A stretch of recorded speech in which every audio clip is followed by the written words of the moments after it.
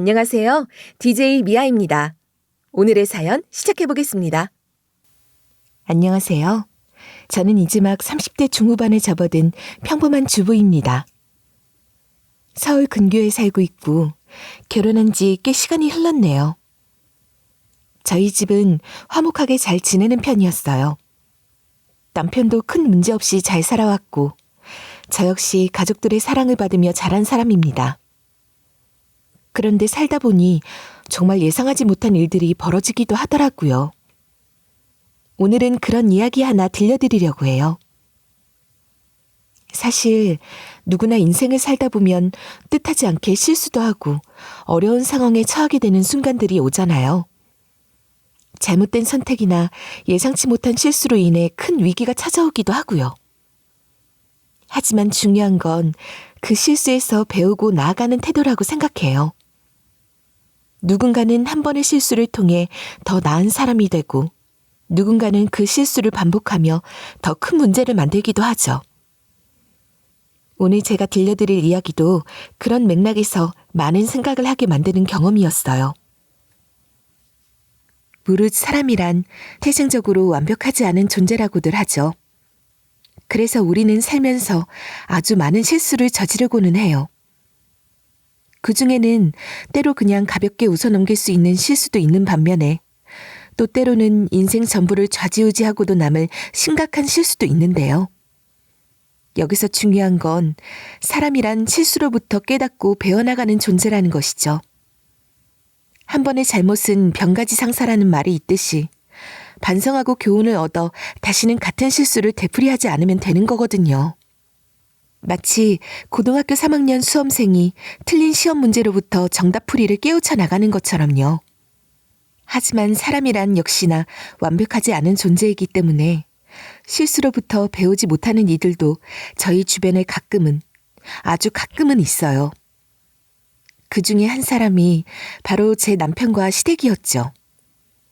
그럼 지금부터 제 사연을 본격적으로 시작해 볼까요? 돌아보면 모든 것이 무난무난하니 행복한 결혼 생활이었어요. 친정 어머니께서는 제가 어릴 적에 일찍이 돌아가셨지만 막내딸이자 막내동생인 저는 친정 아버지와 친정 언니의 사랑을 한 몸에 듬뿍 받으면서 자랐어요. 대기업 출신인 친정 아버지와 유학파 출신 디자이너인 친정 언니는 작은 디자인 사무실을 함께 운영하면서도 말다툼 한 번 없었을 만치 저희 집안은 참으로 화목한 집안이었죠. 남편과 시댁 또한 문안구석 없이 평범하기는 마찬가지였어요. 특히나 제조업 사업가인 남편은 요즘 보기 드물게 저를 향한 해바라기였죠. 이처럼 맞벌이 부부로서 각자의 삶에 최선을 다하는 한편으로 서로를 뜨겁게 사랑했던 저희 부부에게 찾아온 첫 번째 난관은 바로 조산이었습니다. 왜 보통 많은 산모님들께서 첫 아이 출산을 유독 더 힘겨워한다잖아요. 하지만 아무리 그래도 제 경우는 아주 심각했었어요. 어느 정도였냐면요. 전 그날도 어느 평범한 날처럼 직장에 출근해 한창 회의를 하고 있었는데요. 분명히 저는 직장 회의실에서 새 프로젝트에 대한 발표를 하고 있었던 것 같은데 눈을 떠보니 병원에서 응급수술을 앞두고 있더라고요. 여기 혹시 병원이야? 나 여기 왜 이러고 있어? 회의실에서 쓰러져서 곧장 구급차 타고 실려왔다더라. 의사 선생님 말씀이 당장 제왕절개 수술하지 않으면 아이랑 당신 둘 다 생명 위험하다고. 제왕절개라니? 나 아직 예정일 2달이나 남았는데 무슨 소리야? 하고 대답한 저는 그러나 다음 말을 차마 잊지 못했습니다. 제 하반신으로 양수가 파열되어 흐르고 있는 느낌이 선명하게 들었거든요. 전 다급해졌어요. 아이는 의사 선생님께서 뭐래? 아이는 괜찮대? 제왕절개 수술 받으면 아이는 살릴 수 있을 거래? 살아야지. 기도하자. 평소 종교가 없던 남편의 기도하자라는 말에 전 숙연해지고야 말았어요. 최악의 경우에는 제 생명을 구하기 위해 아기를 포기해야 된다는 뜻이었으니까요. 하지만 전 누가 뭐래도 엄마로서 세상 빛도 보지 못한 아기를 포기할 수 없었어요. 당신 지금 빨리 가서 의사 선생님한테 꼭 말씀드려. 나를 희생시키는 한이 있더라도 우리 아기는 꼭 살려내야 한다고. 우리 아기만 건강하게 태어날 수 있다면 나야 어떻게 되어도 상관없다고. 사랑하는 아내를 선택할 것인가? 사랑하는 아기를 선택할 것인가? 남자들에게 세상 이보다 더 힘든 선택의 순간이 있을까요? 그래서인지 남편은 차마 아무런 대답도 못한 채로 그저 하염없이 눈물만 흘렸고, 그런 남편의 모습에서 제 기억은 또 한 번 끊겨버렸어요. 의식을 잃어버렸거든요. 하늘이 도우신 덕분인지 전 수술을 마치고 별탈 없이 눈을 떴어요. 남편과 친정, 시댁 식구들 모두가 눈물 가득한 얼굴로 절 지켜보고 있더군요. 순간 무언가 단단히 잘못되었다는 생각이 들었던 저는 또 한 번 가슴이 내려앉았어요. 아기는 고생 많았다. 아기는 지금 인큐베이터 들어갔어. 칠삭둥이 치고는 건강하게 잘 태어났다니까. 아무 걱정 말고 일단 푹 쉬렴. 다행스럽게도 첫 아이는 제왕절개 수술을 통해 온전하게 이 세상의 빛을 볼 수 있게 되었어요. 다만 갑작스러운 양수 파열로 인해 응급 제왕절개 수술을 해야만 했던 저는 건강이 많이 안 좋아진 상황이었는데요. 시어머니께서 절 위해 아주 큰 배려를 해주시더라고요. 일단 너는 태어날 수 있게 되는 대로 산후조리원에 들어가서 지내고 있거라. 우리 손주가 인큐베이터에서 나올 때까지는 양가 어른들이 번갈아 가면서 병원에 지키고 있기로 했단다. 덕분에 저는 사랑스러운 첫째 아이와 첫인사를 나누던 날에 산후조리원으로 들어가게 되었어요. 칠삭둥이가 인큐베이터에서 나와 산후조리원으로 오게 되기까지 다른 산모와 아이들보다 긴 시간이 걸렸지만 남편과 시어머니는 그 긴 시간 내내 그 비싸기로 이름난 산후조리원 비용 모두를 부담해 주셨죠. 그렇게 건강을 회복한 저와 첫째가 신혼집으로 돌아오던 날, 저와 남편은 서로를 얼싸안고 얼마나 울었는지 몰라요. 그리고 그날 저희는 서로에게 약속했죠. 죽음도 갈라놓지 못한 우리 가족의 사랑을 끝까지 지켜내자고요. 이후로 한 몇 년 저희 부부는 그 약속을 철저하게 지키고 살았습니다. 가정이 안정되고 나니 제 직장일과 남편의 사업 또한 술술 잘 풀려나가는 기분이더라고요. 하지만 그런 행복의 날들의 균열의 조짐이 보이기 시작한 건 어느 날 갑자기였습니다. 사색이 되어 제 직장을 급히 찾아온 남편이 아주 뜻밖의 말을 꺼내더라고요. 미안한데 자기야, 혹시 주변에 급전 융통할 만한 사람 있을까? 갑작스런 남편의 말에 저는 당황했습니다. 남편은 다른 사람에게 빚지고 사는 걸 좀처럼 못 견뎌하는 사람이었거든요. 그런 사람의 입에서 급전 융통이란 말이 다짜고짜 튀어나왔으니 저로서는 영문도 모른 채로 심장이 덜컥 내려앉을 수밖에 없는 일이었죠. 그게 무슨 소리야? 갑자기 급전이 필요하다니. 당신 혹시 무슨 사고 쳤어? 그게 그러니까 미안한데 지금 차근차근 설명할 겨를이 없거든? 그니까 일단 같이 은행부터 가서 당신 명의로 대출이 얼마까지 나올 수 있는지부터 알아보자. 금방 쓰고 얼른 다시 갚아줄게. 무슨 얘기인지 설명을 해야 도와주든 말든 하지. 당신 혹시 노름에 손댔어? 내가 언제 그런 허튼 일에 손대는 거 봤어? 그냥 회사 일 때문에 그래. 내가 서류상 실수를 좀 했는데 그것 때문에 우리 회사 신용도에 문제가 생기게 생겼어. 남편이 경영하는 회사는 제조업 회사였어요. 원자재를 들여와 물건으로 만들어 납품하는 그런 곳이었죠. 또한 제조업이라는 특성상 원자재 대금은 현금 거래가 아닌 주로 어음 거래로 이루어졌어요. 일단 어음으로 원자재를 납품받은 뒤에 일정 기간에 한 번에 몰아서 대금을 납부하는 형식이었는데요. 그런 상황에서 회사 신용도에 문제가 생긴다는 건 극단적으로는 회사가 부도를 맞이할 수 있는 위기라는 뜻이기도 했습니다. 역시나 이어지는 남편의 이야기를 듣자 하니 제 생각처럼 남편의 회사가 풍전등화에 놓여버릴지도 모르는 상황이더라고요. 내가 다른 업무는 몰라도 자재 관리는 사장으로서 직접 철저하게 하는 거 알지? 알지 그럼. 당신처럼 매일같이 창고에서 사는 사장님은 아마 또 없을 거야. 근데 그 얘긴 갑자기 왜? 원자재 10팔레트 발주 넣을 서류를 1000팔레트 발주 넣는 걸로 잘못 작성해서 보내버렸어. 요즘 거래처들이랑 회식이 많아서 피곤했나 봐. 10배도 아니고 무려 100배씩이나 서류 실수를 저지르다니. 맙소사. 그렇게 잠시 놀란 저는 애써 마음을 추스르며 대답했어요. 그럼 얼른 가서 발주 취소해달라고 해. 안 그래도 연락해봤는데 벌써 배송 출발했다네. 출발 안 했어도 발주 취소는 아마 안 해줄 거야. 취소해주면 그쪽 업체 입장에서도 물류비다 뭐다 이래저래 큰돈 날리는 꼴이거든. 더군다나 요즘 같은 불경기에 100배나 넘는 발주가 한꺼번에 들어왔는데 취소를 해주겠어? 아싸 봉잡았다 싶으니까 발주 들어오자마자 제가다 발송 처리해버린 거지.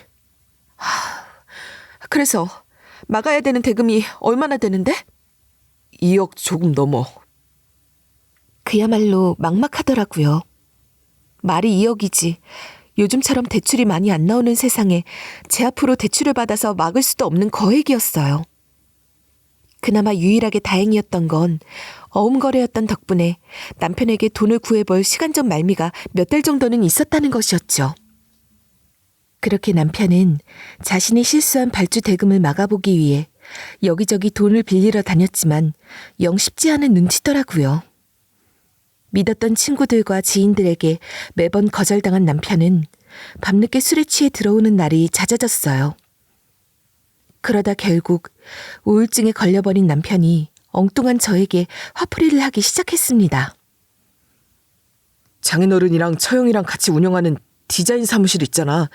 그 사무실 담보로 보증을 좀 서주시면 어떻게 돈을 좀 융통해 볼 수 있지 않을까? 일단 급한 불부터 끄고 난 다음에 내가 담보 해지시켜주면 되는 거잖아. 말 함부로 하지 마.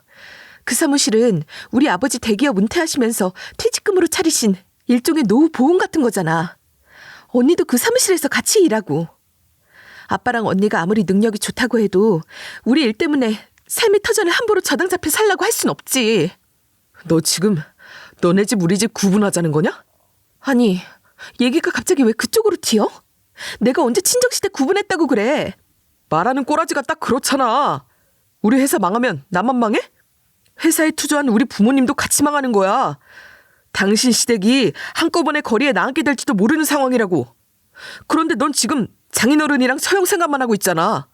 이게 너네 집 우리 집 구분하는 거 아니면 뭐냐고. 네, 그랬습니다. 시부모님께서 남편의 회사에 노후자금을 투자했었던 바람에 회사가 문을 닫으면 시댁이 전부 한꺼번에 거리에 나앉게 되어버릴 상황이었어요. 물론 그런 남편의 다급한 심정이야 이해는 하지만 그렇다고 제 친정 식구들의 삶의 터전을 담보로 보증을 설 수는 없는 노릇이잖아요. 전 그런 마음 그대로를 솔직하게 털어놓으며 남편을 달래보려 노력했어요. 하지만 남편은 우울증이 심해질수록 더더욱 아나무인이 되어갔죠. 그러다 결국 이런 말까지 해버리게 되었어요. 생각해보니까 너네 식구들 진짜 치사한 거 알아? 치사하다니? 아버지랑 언니가 당신한테 뭐 허투루 대한 적 한 번이라도 있어? 당신 처가댁 찾아갈 때마다 우리 아버지 하시는 말씀이 뭔데? 장모가 일찍 세상을 떠나는 바람에 씨암탉 잡아다가 몸보신 시켜줄 수 없어서 미안하다고. 대신에 소고기라도 양껏 먹여줄 테니까 같이 나가자고. 그런 장인 어른들 두고 당신은 무슨 말을 그렇게 험하게 해? 너 첫째 출산할 때 일은 생각도 안 하지? 그때 우리 엄마가 그 비싼 산후조리원 비용 전부 다 냈잖아. 그런데 이제 와서 너랑 처가댁은 우리 집이 위험에 처했다는데도 입 싹 닫고 모른 척 하겠다는 거잖아. 그렇게 행동을 하니까 당연히 치사하다는 얘기가 나오지. 또 그 얘기네. 내가 누누이 대답했지. 시어머니께서 산후조리원 지원해 주신 건 지금까지도 엄청 감사하게 생각한다고.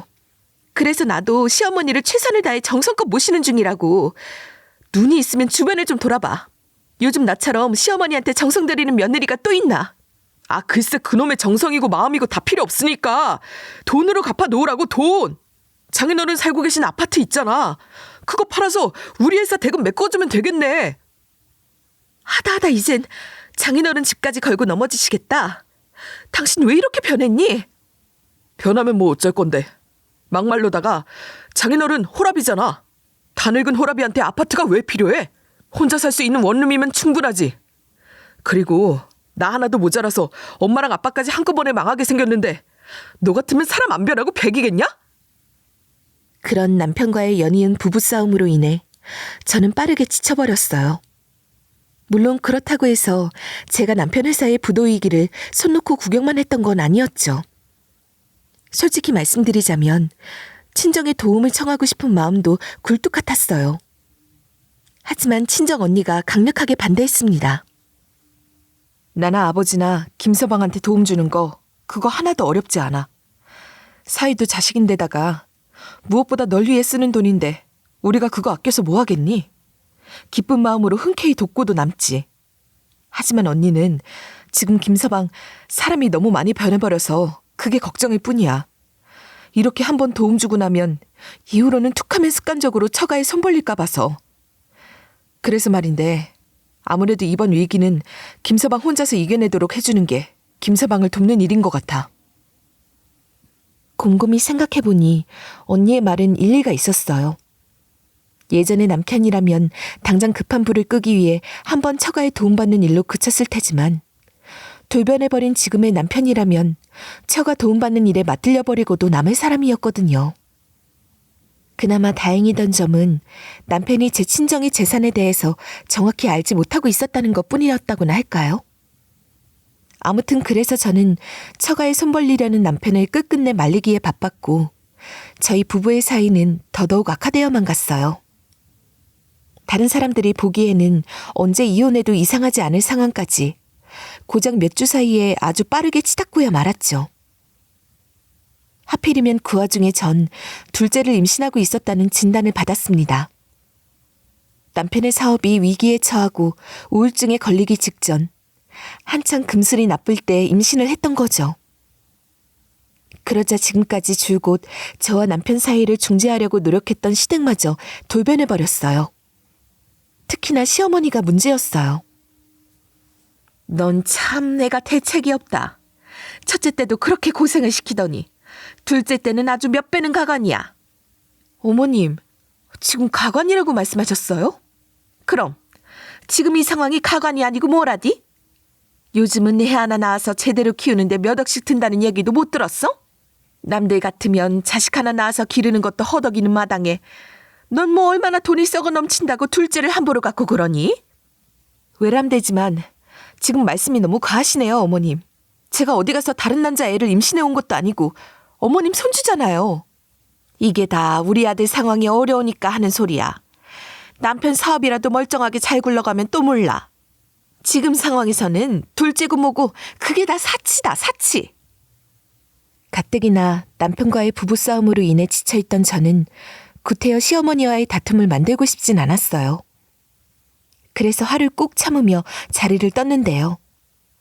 시댁을 떠나는 제 귀에 시어머니와 시아버지가 소근거리는 대화소리가 들려왔습니다. 아무리 그래도 새아가한테 말 너무 함부로 한 거 아니야? 아닌 말로다가 지금 우리 아들 바산 막으려면 새아가한테 손 벌리는 수밖에 없잖아. 말이 심해봤자 지까짓 게 뭐 어쩔 건데. 둘째까지 임신해버린 마당에 이혼이라도 하겠다고 나서겠어요? 당신은 그냥 잠자코 있으면 내가 다 알아서 할게요. 오늘 이런 식으로 적당히 괴롭히면 지도 못 견뎌서 친정돈 가지고 올 거라니까는. 와, 돈이라는 게 정말 무섭더라고요. 한때는 참 좋은 사람이었던 남편과 시부모들께서 이처럼 한순간에 돌변해버렸으니 말이에요. 그날 이후로 저는 신혼집에도 시댁에도 좀처럼 마음을 주지 못한 채로 소가리를 하게 되었어요. 그런 저를 친정언니가 거의 매일 불러다가 밥상을 차려주는 등 다독여 주었는데요. 납품 대금을 막지 못한 남편이 결국 거래처로부터 내용 증명을 받게 되었습니다. 정해진 기일까지 원자재 대금을 지급하지 않으면 고소를 당할 위기에 처해버린 거죠. 더 심각한 문제는 업계에 남편 회사가 부실 회사라는 소문이 싹 돌아버렸다는 것이었어요. 졸지에 남편의 신용은 바닥으로 떨어져 버렸고 쏟아지는 어음을 막지 못한 탓에 회사는 부도 처리 수순을 밟게 되었죠. 바로 그 무렵 저는 둘째 출산이 임박해졌어요. 첫째 때도 저와 아기의 생명 모두를 걸어야 했을 만큼 위험한 조산이었기에 저는 안전한 출산을 위해 직장의 출산 휴가를 받아서 써야 하는 상황이었는데요. 그런 제 앞에서 시어머니가 결국 큰 말실수를 해버리더라고요. 휴가도 쓰고 팔자 참 좋구나. 뭘 그렇게 흘겨보고 있어? 내가 둘째 가지라고 구박을 했더냐 아니면 아침 저녁으로 삼신할머니께 기도를 올렸더냐? 너 혼자 네 남편 좋아서 붙들고 뒹구는 바람에 일이 이렇게 된 거잖아. 둘째 낳는 게 무서웠으면 여자인 네가 애초부터 알아서 관리를 잘했어야지. 애는 저 혼자 만들었어요? 아니잖아요. 남편도 같이 만든 거잖아요. 그리고 제가 언제 둘째 낳기 무섭다고 입이라도 뻥끗했나요? 첫째 낳을 때 일 벌써 까먹으셨어요? 절 희생시켜서라도 아이만큼은 살려달라고 애원했던 사람이 바로 저였어요. 그러는 넌 첫째 낳을 때 내가 베풀어준 은혜는 까맣게 잊어버린 모양이다. 그때 내가 산후조리원 비용으로 얼마나 큰 돈을 썼는 줄 알기나 해? 그런 큰 은혜를 입어놓고 그동안 넌 뭐 했니? 우리 아들 회사 부도수순 밟게 될 때까지 뭐 했냐고 넌? 뭐 했긴요. 툭하면 처가에 손 벌리는 못난 사이 되지 말라고 아내로서 남편을 말리고 또 말렸죠. 당신 자꾸 이러면 부부 사이에 금 간다면서 타이르기도 무진장 타일렀고요. 그랬는데도 제가 남편을 위해서 아무것도 안 했다고 생각하시나요? 터진 입이라고 따박따박 말대꾸 하기는 아주. 아무튼 간에 둘째 양육비는 우리 아들한테 덤탱이 씌울 생각일랑 꿈도 꾸지 말고 전부 사돈이 부담하는 걸로 하자꾸나. 정 사돈이 금전적 여유가 안 된다면 그놈의 코딱지만한 사무실을 저당 잡히던가 아니면 살고 있는 아파트를 팔아치우던가. 그날 시어머니는 입으로는 둘째 양육비를 얘기하는 척 말했지만 속셈은 너무나도 노골적이었습니다. 지금이라도 친정에서 2억 가져다가 부도 수순을 밟고 있는 남편의 회사를 회생시켜 놓으라는 강압적인 요구였죠. 하지만 전 그럴수록 김서방이 툭하면 처가에 손 벌리는 사람이 되어버릴까봐 겁이 난다고 했던 친정언니의 말이 진정 옳은 말이었다는 걸 더더욱 선명하게 깨달을 뿐이었어요. 그래서 전 시어머니와 남편의 타박에 당차게 맞서며 친정에서 돈 한 푼 가져다 주지 않았는데요. 그런 우여곡절 끝에 둘째 아들이 탄생했어요. 다행스럽게도 이번엔 10달 꽉 채운 순산이었지만 남편은 둘째까지 태어나자 심적으로 많이 부담스러워하는 눈치였죠. 출산을 마친 제게 건넨 남편의 첫마디가 이거였으니까요. 이번 산후조리는 값싸게 하자. 어디 뭐 조리원 같은 데 들어가지 말고 내 본가로 들어가. 우리 엄마랑 아버지가 성심성의껏 산후조리 해주실 거야. 공짜로. 순간 전 기가 막히더라고요. 산후조리요? 솔직히 경제적으로 어려움을 겪는 남편에게 그런 돈 많이 들어가는 일은 기대하지 않았어요. 만약 조금이라도 기대를 했다면 제가 나쁜 년인 거죠. 하지만 제가 기분이 나빴던 건 산후조리를 시부모님께 맡기겠다는 바로 그 말이었습니다. 왜냐면 시부모님은 둘째가 태어났는데도 코빼기조차 보이기는커녕 전화 한 통 걸어오지 않았으니까요. 그래서 전 시댁의 산후조리를 거절했어요. 싫어. 어머님 아버님 병원에 발길도 안 하시는 거 보면 모르겠어? 두 분은 우리 둘째를 당신들 손자로 인정하지 않겠다는 거잖아. 그런데도 시댁에서 산후조리를 하라고? 심지어 당신 회사 파산 일 때문에 나랑 시부모님이랑 사이 안 좋아져 있는데 그런 내가 시댁에서 하루라도 마음 편히 잠들 수 있다고 생각해? 우리 엄마 아버지 입장도 좀 이해해주라. 우리 회사에 두 분 노후자금 투자했고 아니고를 다 떠나서 아들 자식 회사가 부도맞게 생겼다는데 돈 한 푼 가져다 주지 않는 며느리가 오죽 야속하게 보였겠느냐고. 그러는 당신은 왜 우리 아버지랑 언니 입장은 생각도 안 해주는데? 오늘도 봐봐. 사랑하는 딸이 둘째 아들 출산한 자리에 사돈들은 코빼기도 안 비추고 있어. 시부모님께서 조금이라도 나랑 친정 입장 생각했더라면 이렇게 행동해서는 안 되는 거잖아. 그렇게 제가 따박따박 논리적으로 반박하며 시댁에서의 산후조리를 단칼에 거절하자 남편은 잠시 생각에 잠겼습니다. 그리고는 이내 짐짓 체념한 척 자기가 알고 있는 산후조리원으로 데려다 주겠다며 저와 둘째 아들을 퇴원시켰는데요. 산후조리원으로 가겠다며 출발한 남편의 차가 도착한 곳은 다름 아닌 제 친정집이었어요. 남편은 저를 집 앞에 내려놓기 무섭게 차를 몰고 냉정하게 떠나버렸고요. 그런 남편의 속내가 너무 훤하게 보였던 탓에 전 그만 실소를 짓고 말았어요. 여러분께서도 잘 생각해 보세요. 친정 어머니께서는 제가 어릴 적에 돌아가셨고 친정에는 연로하신 친정 아버지 혼자 살고 계세요. 그런 친정에다가 막 몸을 푼 딸 자식과 갓난쟁이 아기를 떡하니 데려다 놓는 게 무슨 뜻이겠냐고요. 친정에서 산후조리 받으라는 게 아니라 제 길을 꺾어놓겠다는 거죠. 다시 한번 남편과 시댁에 거역하면 소박을 놓아버릴 수 있다는 일종의 경고 말이에요. 그런 남편의 행동에 크게 상처받은 저는 그간 있었던 일 전부를 친정 아버지에게 눈물을 쏟아가며 하소연했어요. 이미 제 사연을 알고 있던 친정 언니는 그저 묵묵히 제 손을 꼭 잡아주었고 제가 금슬 좋게 잘 살고 있는 줄로만 알고 있었던 친정 아버지는 어마어마한 충격을 받고야 마셨죠. 오죽 충격이 심하셨던 모양인지 그날 이후로 친정 아버지께서는 며칠 동안이나 제 얼굴을 똑바로 마주보지 못하시더라고요. 전 그런 아버지의 마음을 너무나도 잘 알겠기에 가슴이 아팠죠. 아버진 처음에 기가 막히셨을 거예요. 사랑하는 당신의 딸이 시댁의 대를 이어줄 손주를 둘씩이나 낳아주고도 박한 대접을 받았으니까요. 다음엔 제 남편을 향한 배신감에 치를 떠셨을 겁니다. 사위라는 놈이 시부모의 박해를 막아주지는 못할지언정 자기가 제일 먼저 나서서 들들 볶아냈으니까요. 아버지께서 마지막으로 느끼신 감정은 격정적인 분노였습니다. 제가 몸을 풀자마자 친정에 보내버린 건 자기들이 수틀리면 소박을 놓아버릴 수도 있다는 경고라는 사실을 깨달으셨으니까요. 그렇게 아버지께서는 마침내 제게 말씀하셨어요. 아무 걱정할 거 없다. 아빠가 이렇게 번듯하게 있고 능력 있는 언니도 떡하니 있는데 세상 무서울 게 뭐가 있겠니? 이젠 아버지가 직접 단단히 대갚아 줄 테니까 넌 그냥 마음 편하게 지내기만 하면 돼. 몹쓸 시댁을 향한 참교육을 결심한 친정 아버지께서는 일단 저를 좋은 산후조리원에 보내주셨어요. 그렇게 저는 산후조리원에서 한 달이란 시간을 머물렀습니다. 첫째 아이 때는 워낙에 제 상태가 안 좋아서 긴 시간 산후조리를 했어야만 했고 또 일반적으로는 산후조리원에서 2주 정도 지내는 것에 비하면 한 달이란 시간은 꽤 긴 편이었는데요. 물론 이 또한 친정 아버지의 배려였어요.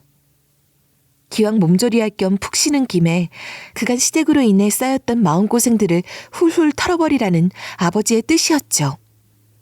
그러는 사이 아버지께서는 분주하게 움직이셨어요. 좋은 신축 아파트를 하나 매입하셔서는 가구와 옷가지 등 살림살이 전부를 새 것으로 준비해 넣어주셨어요. 그 신축 아파트는 산후조리를 마친 제가 이사를 와서 살게 될 새 거처였으니까요. 다만 한 달여간의 산후조리를 마친 저는 곧바로 새 아파트로 입주하지는 못했어요. 집에 도배를 새로 한 지 얼마 되지 않은 탓에 저와 아기에게 해로운 냄새를 빼놓고 입주하려면 친정에서 며칠 지내야만 했죠. 한편 남편은 제가 한 달 내내 연락 한 통이 없자 이러다 와이프가 첫째, 둘째 아들 모두 데리고 영영 가버린 거 아닌가 하는 생각에 혼자서 아주 안달이 나버린 모양이더라고요. 제가 새집 도배 냄새 빠지기를 기다리느라 친정 아버지와 함께 친정에 잠시 머무르고 있던 어느 날 초인종이 울렸어요. 인터폰을 확인해 보니 다름 아닌 남편이 찾아왔더라고요. 이에 친정 아버지께서는 제게 방에 잠시 숨어 있으라고 해놓으시고는 혼자서 현관문을 열어 남편을 맞이했습니다. 그래, 김서방이 여긴 혼자서 어쩐 일인가? 와이프가 잘 지내고 있나 궁금해서 찾아와 봤어요. 산후조리 하라고 친정 데려다 주었더니 한 달째 연락 한 통이 없길래요. 그 말을 들은 친정 아버지는 아무것도 모르는 사람처럼 시침이 뚝대며 천연덕스럽게 대답하더라고요. 그게 무슨 소리야? 우리 딸은 둘째 출산으로 친정에 온 적이 한 번도 없는데. 그럴 리가요. 제가 분명 집 앞까지 차로 태워다 주었습니다. 그럼 자네는 지금 내가 거짓말을 하고 있다는 소린가? 아니지. 이렇게 우리끼리 말실험할 것이 아니라 당장 경찰에 실종 신고를 해야겠네. 마침 저는 고개만 몰래 빼꼼 내밀어 남편의 반응을 지켜보기 시작했는데요. 친정아버지께서 실종이라는 소리를 하는 순간 남편이 움찔하더니 몸아려운 강아지 마냥 쭈뼛쭈뼛 실실 웃어가며 급히 둘러대더라고요. 굳이 그럴 필요까지는... 사실 제 와이프 산후조리원 들어가 있습니다. 제가 요새 우울증이다, 회사도 부도 절차를 밟고 있다 해서 정신이 오락가락하는 모양이네요. 그렇게 말한 남편은 식은땀을 삐질삐질 흘려가며 친정아버지를 바라보았고, 친정아버지는 요놈 조금 더 놀려서 홍구멍을 내줘야겠다 하는 심산으로 살살 비꼬아가며 말을 이어가셨습니다. 마침 친정아버지께서 정말 경찰에 전화를 걸겠다는 기세로 휴대폰을 꺼내들자 기겁한 남편은 냅다 꾸벅 인사를 하고는 주랭랑을 쳐버리더라고요. 그런 남편의 모습을 보며 저와 친정아버지는 참 오랜만에 통쾌한 기분을 느꼈죠. 하지만 그날의 통쾌함은 거기서 끝이 아니었어요. 남편이 저를 찾아서 친정 언니네 집으로 향할 것은 뻔할 뻔짜였거든요. 그래서 전 언니에게 미리 전화를 걸어 귀띔을 해놓았어요. 혹시라도 남편이 저를 찾아오면 정신이 쏙 빠지게 아주 단단히 놀려먹으라고요. 그랬더니 역시나 언니에게 전화가 다시 걸려오더라고요. 남편이 찾아왔다고요. 역시나 언니도 저에 대해 모른다는 식으로 남편을 돌려보냈다고 했습니다. 솔직히 저도 알고 있긴 했어요. 남편도 눈치를 채고 있었겠죠.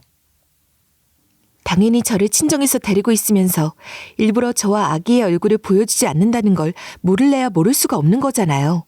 그렇죠? 그랬다면 남편은 그쯤에서 자신의 잘못을 깨닫고 저희에게 용서를 싹싹 빌었어야만 했어요.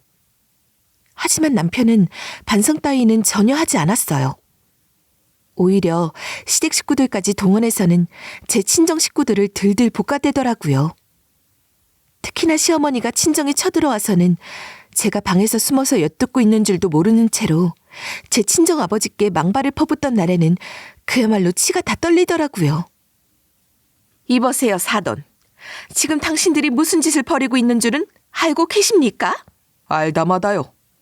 몹쓸 시댁 식구들로부터 막내딸을 지키고 있는 중이죠. 몹쓸 시댁 식구들?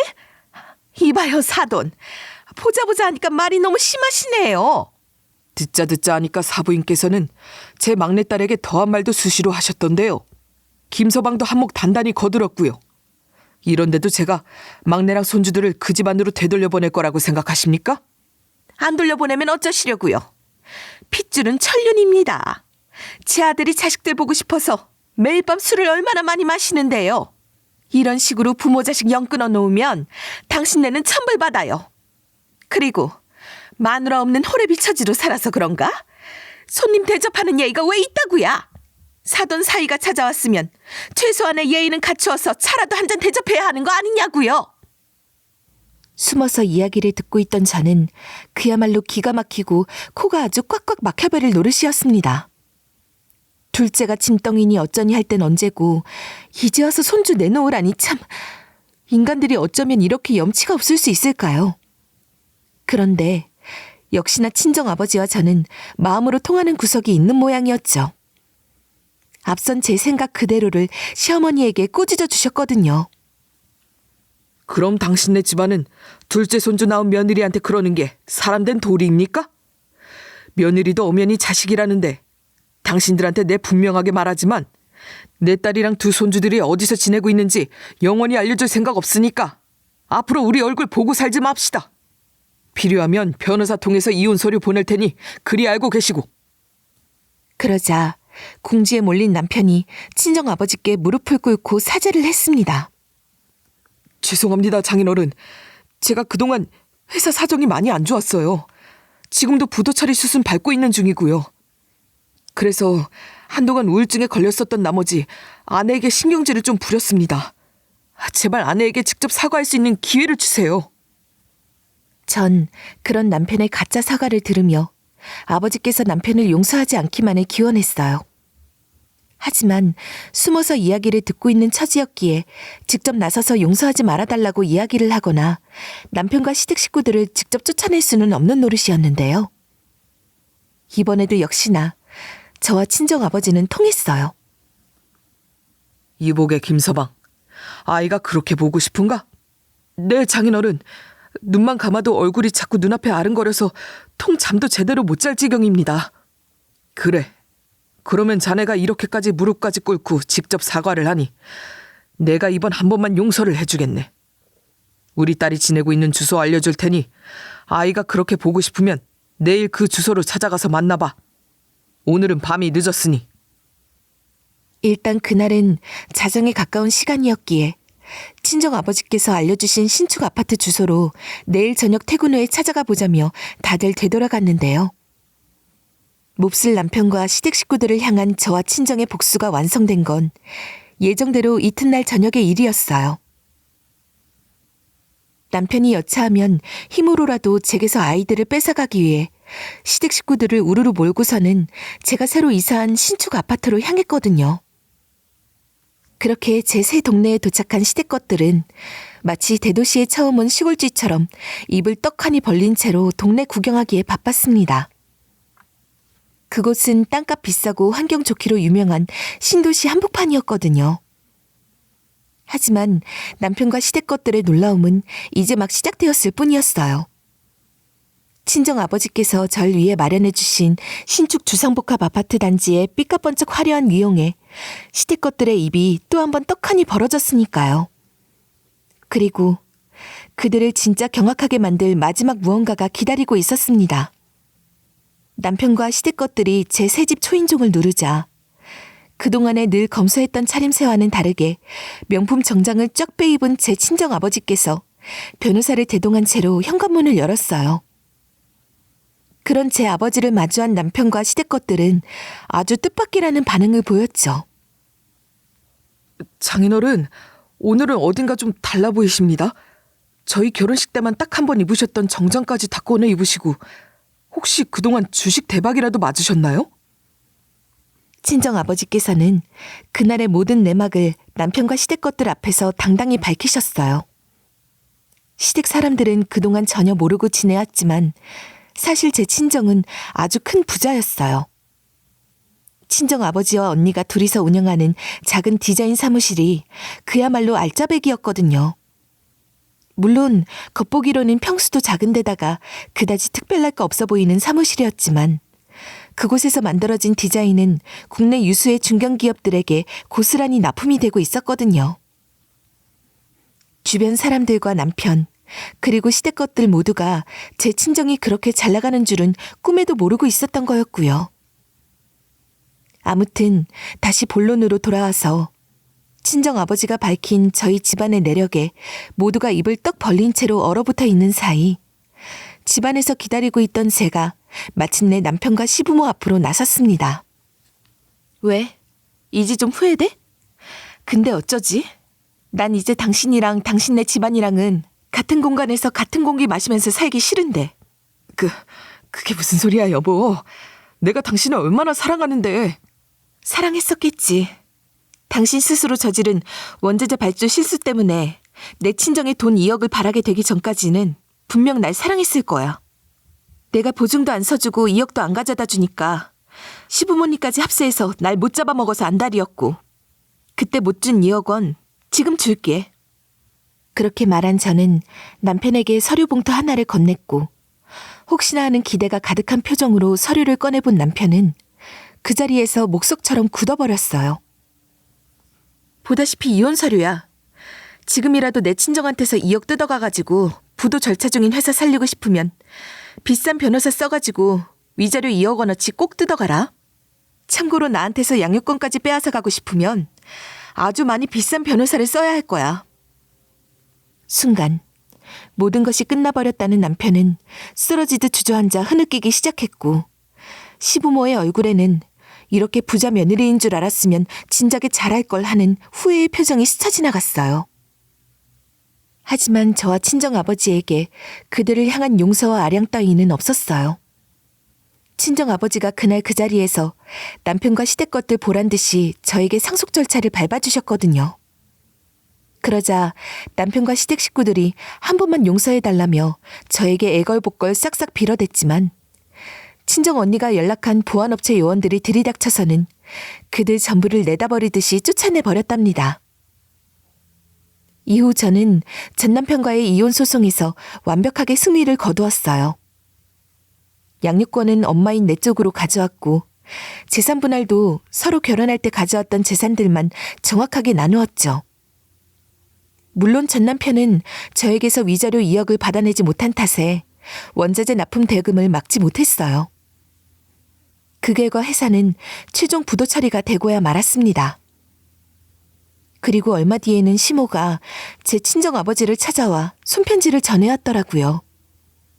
자기들의 생각이 짧았다는 둥, 두 손자가 너무 보고 싶다는 둥, 가짜는 말들을 해가면서요. 그게 다 무슨 소리겠냐고요. 저희 친정처럼 든든한 집안을 둔 며느리를 또 얻기란 사실상 불가능하니까 염치불구하고서라도 저와 전 남편을 재결합시켜 보자는 거잖아요. 하지만 그래봤자 뭐하나요? 이미 떠나버린 버스를 향해 뒤늦게 손 뻗는 꼴이죠. 물론 제 친정아버지 또한 그 편지를 읽지도 않은 채로 찢어버렸다고 하더라고요. 저 또한 아주 당연하게도 전 남편과 재결합할 생각은 추호도 없고요. 아이들을 시댁 사람들에게 보여줄 생각은 더더욱이나 없고요. 특히나 둘째 아들에게 진덩이니 뭐니 해냈던 망발에 대한 죗값을 치르게 하기 위해서라도 말이죠. 그리고 이번 일을 겪으며 저는 정말 많은 것을 깨달았어요. 사랑도 중요하지만 나 자신을 지키는 것이 무엇보다 중요하다는 것을요. 저는 그동안 남편과 시댁을 위해 정말 많은 노력을 해왔지만 그들의 진짜 모습을 보니 제 자신이 얼마나 상처받고 있었는지 알게 되었어요. 이제는 저를 위한 삶, 그리고 아이들을 위한 삶을 살아가기로 결심했답니다. 앞으로는 아이들과 함께 더 행복하게 살기 위해 노력할 거예요. 두 아이들이 건강하고 밝게 자랄 수 있도록 최선을 다할 겁니다. 그리고 저 스스로도 더 이상 누구에게 기대지 않고 당당하게 살아가려고 해요. 저희 가족이 서로에게 든든한 버팀목이 되어줄 수 있도록 말이죠. 힘든 일들도 있었지만 이제 모든 걸 뒤로하고 새로운 시작을 해보려고 해요. 미래에 대한 걱정보다는 희망을 품고 하루하루 감사하며 살고 싶어요. 끝으로 이번 일을 통해 깨달은 가장 중요한 건 바로 제 자신을 소중히 여기고 제 목소리를 잃지 않는 거였어요. 누군가에게 휘둘리지 않고 제 삶의 주인공이 되는 것. 그게 제가 앞으로 꼭 지켜나갈 다짐입니다. 제 사연은 여기까지입니다. 들어주셔서 감사합니다.